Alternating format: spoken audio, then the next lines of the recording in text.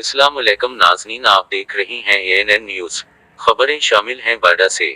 باڈھ town committee officer آفتاب احمد شیخ نے وادی وفا کر دکھائی پیر تپی شاہ باڈھ کے صفائی ستھرائی میں اہم کردار ادا کیا۔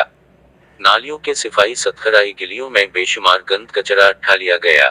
آفتاب احمد شیخ نے کہا، میں خدمت خلق عبادت سمجھتا ہوں۔ خدمت خلق ایک مقدس جذبہ ہے جس کی تحریک کے لیے کسی رہبر کی ضرورت نہیں پڑتی۔ یہ تو دل کا سودا ہے اور رضاکارانہ طور پر کیا جاتا ہے۔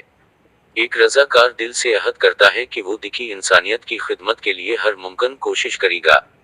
وہ مخلوق کی خدمت کرتے ہوئے تھکتا نہیں ہے، بیزار نہیں ہوتا، دکھاوے اور نمائش سے کوسوں دور بھاگتا ہے۔